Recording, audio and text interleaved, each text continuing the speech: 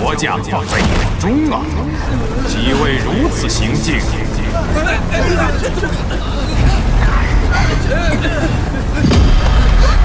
哪曾对我罗家之人出手？爷爷，他们欺负孙女。那是家老祖，居然亲自来了。配的也不是什么好东西。斗宗强者，怪不得你们罗家会教出这种蛮不讲理。Halo guys, kabar kalian gimana hari ini? Semoga dalam kondisi baik-baik saja ya.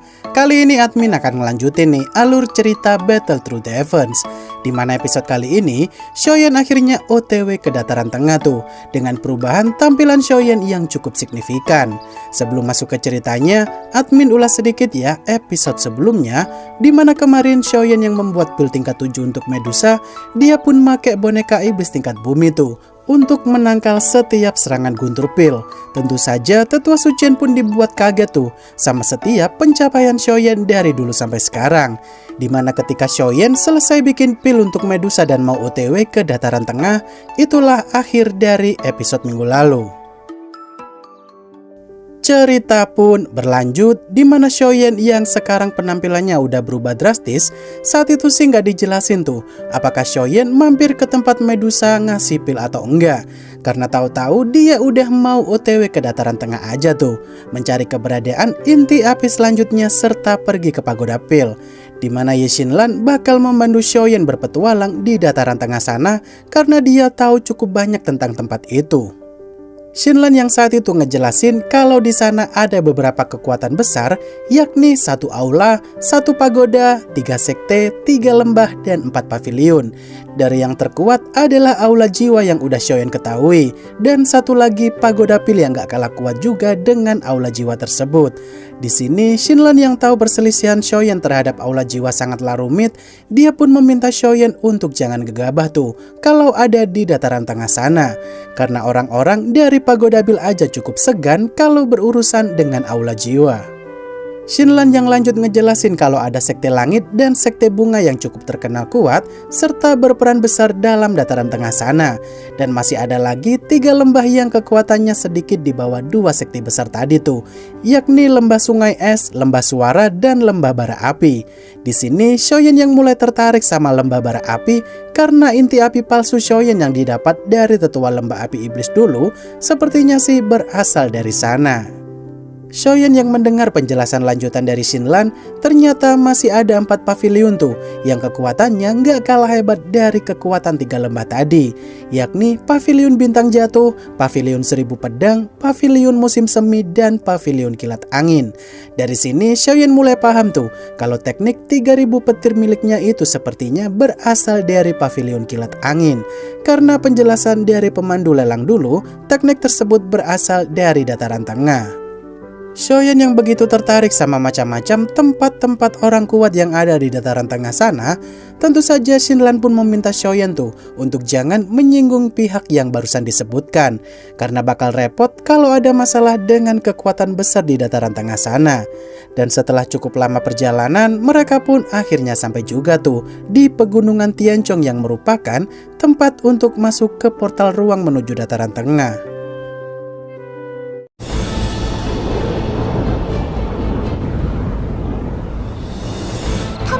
不愧是方圆千里第一城，这么多飞船。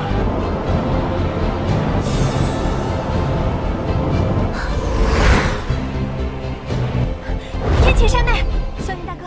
Xiaoyan yang saat itu dihentikan oleh segerombolan orang-orang ranah doang sambil berkata kalau Xiaoyan dilarang menyerobot antrian orang-orang lain.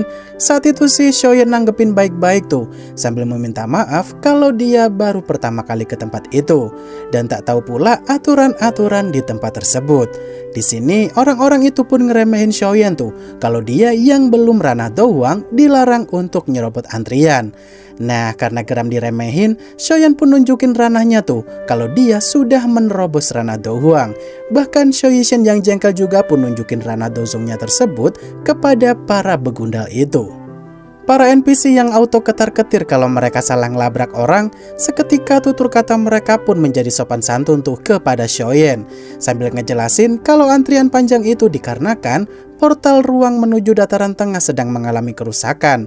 Dan untuk sekarang pihak pengelola portal ruang itu sedang mencari praktisi Dozong untuk memperbaikinya dengan imbalan yang cukup tinggi kalau rombongan Shoyen mau. Shoyen yang saat itu mutusin untuk singgah dulu ke tempat pegunungan Tianjing untuk mengisi persediaan sebelum OTW ke dataran tengah. Saat itu sih mereka nyari perbekalan dulu tuh yang bakal mereka butuhkan dalam perjalanan nanti. Namun baru jalan sebentar aja ada keributan yang ditimbulkan dari perempuan bernama Lu Xiaoyao tuh yang sedang menaiki binatang terbang di tempat kerumunan orang-orang.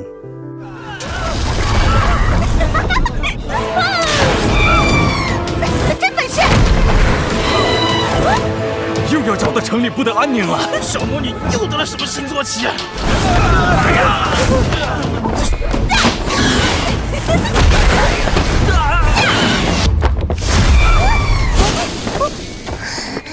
小姐滚开！好狗不挡道！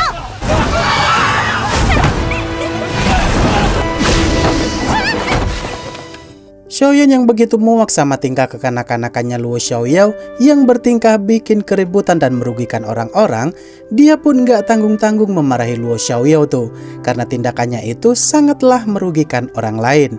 Nah, karena Luo Xiaoyao ini adalah cucu leluhur keluarga Luo yang merupakan pemilik portal ruang menuju dataran tengah, seketika Luo Xiaoyao pun bakal ngadu tuh kepada kakeknya yang merupakan orang penting di tempat tersebut.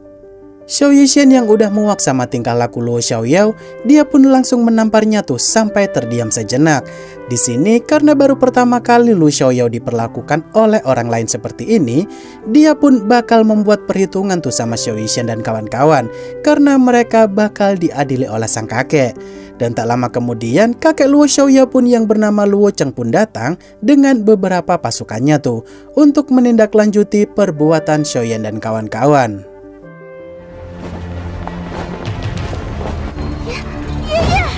将我罗家放在眼中啊！几位如此行径，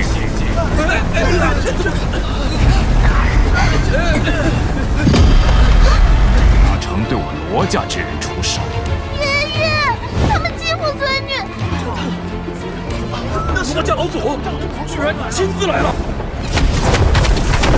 配的也不是什么好东西，斗宗强者，怪不得你们罗家 会教出这种蛮不讲理。这么个小丫头，竟然也是斗皇！教出来的孙女竟然比我还屌呢！ Luo Cheng yang ketar-ketir sama kekuatan Xiao Yixin yang udah berada di ranah Dozong bintang 5, sedangkan dirinya sih masih baru aja nerobos ranah Dozong tuh. Di sini dia pun seketika merasa bimbang mau lanjut nyerang rombongan Xiaoyan atau tidak. Kemudian Luo Cheng yang melihat Zian yang masih bocil aja udah di ranah Dohuang, dia pun gak jadi nangkep Xiaoyan dan kawan-kawan. Alih-alih memusuhi Xiaoyan, Luo Cheng malah meminta maaf atas ketidaksopanan cucunya tadi. Bahkan dia membawa paksa Luo Xiaoyao untuk pulang tanpa ada pertikaian. Luo Cheng yang saat itu meminta bantuan Xiao Yixin sebagai praktisi Dozong, apakah dia mau memperbaiki portal ruang yang sedang rusak dengan imbalan inti monster tingkat 7 kalau dia bersedia. Di sini seketika Xiaoyan pun mulai negosiasi tuh kalau dia saat ini sedang butuh inti monster naga kala jengking racun tingkat 7. Dan betapa terkejutnya Luo Cheng kalau ternyata pemimpin regu mereka adalah Xiaoyan yang berada di ranah Dohuang. Luo Cheng yang hanya punya inti monster naga kala jengking racun tingkat 6 saja, karena tingkat 7 sangatlah sulit untuk dicari.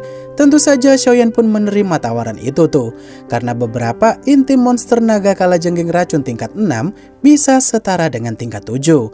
Dan karena sudah disepakati, Luo Cheng pun ngajak mereka semua pergi ke portal ruang, menemui dua tetua sukarelawan ranah Dozong yang udah siap memperbaiki portal ruang tersebut. Xiao Yishen yang saat itu diremehin sama dua tetua NPC yang tugasnya hanya pelengkap doang tapi gayanya sok-sokan banget. Mereka berdua sih merasa nggak yakin tuh kalau cewek Rana Dozong bakal bisa membantu mereka memperbaiki portal ruang.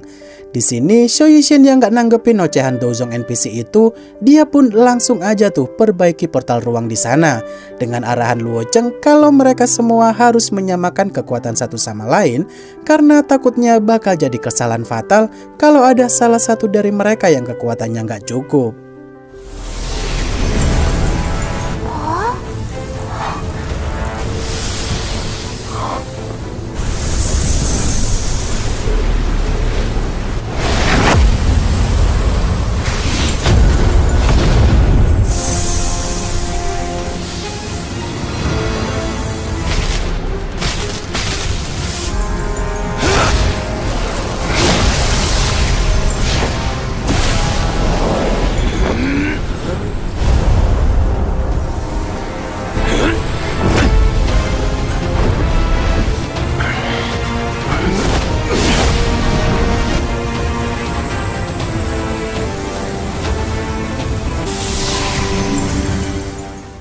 Proses perbaikan portal ruang yang awalnya berjalan mulus-mulus aja karena dari keempat praktisi Dozong di sana tak ada yang kelelahan sama sekali.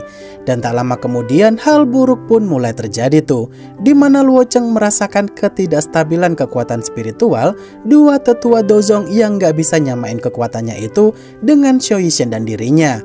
Kalau mereka berdua ternyata udah begitu kelelahan. Aduh, dari awal tadi udah sok-sok ngeremehin Xiao Yishen, sekarang malah jadi beban nih dua aki-aki.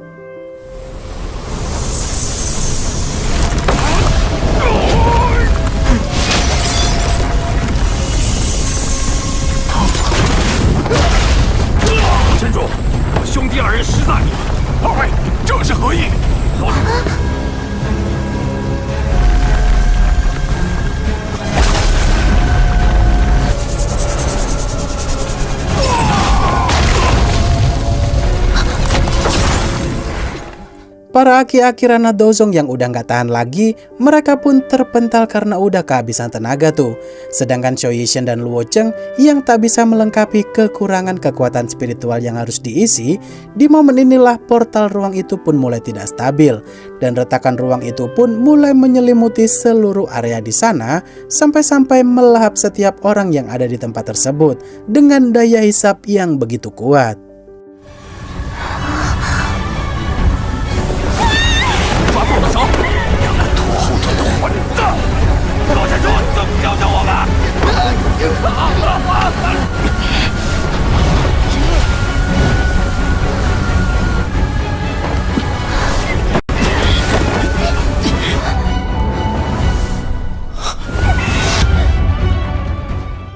Xiao Yishen yang melihat Xiaoyan dan kawan-kawan mulai terhisap masuk ke dalam portal ruang itu, dia pun berusaha memperbaiki portal tersebut seorang diri tuh. Entah nyawa yang dipertaruhkan sekalipun, Xiao Yishen gak bakal ngebiarin Xiaoyan dan kawan-kawan terhisap masuk gitu aja. Selagi Xiao Yishen berusaha memperbaiki portal ruang itu seorang diri, Xiaoyan pun berusaha membawa Xian dan Xinlan menjauh dari portal ruang sana.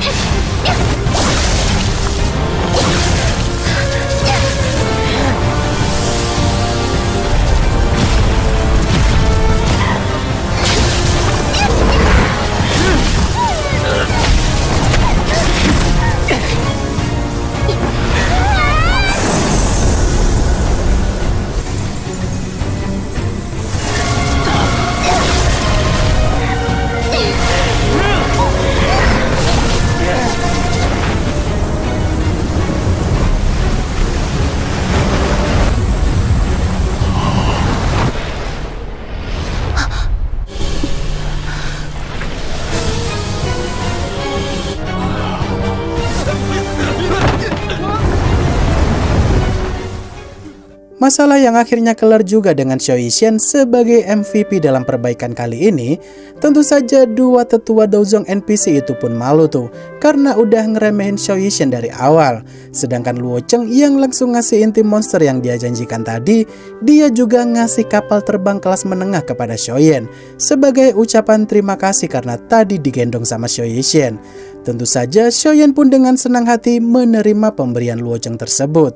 Dan saat Xiaoyan pergi OTW naik kapal terbang itu bersama dengan yang lainnya masuk ke dalam portal ruang, sayangnya adegan tersebut adalah ending dari episode kali ini. Wah, kira-kira petualangan Xiaoyan selanjutnya bagaimana tuh? Tunggu saja ya kelanjutannya minggu depan. Lebih tepatnya Donghua ini akan admin upload paling cepat hari Senin kalau tidak ada kendala. Paling lambat kalau nggak hari Selasa, ya hari Rabu lah paling lamanya. Jadi akhir kata terima kasih udah nonton sampai akhir dan sampai jumpa di video selanjutnya. Bye bye.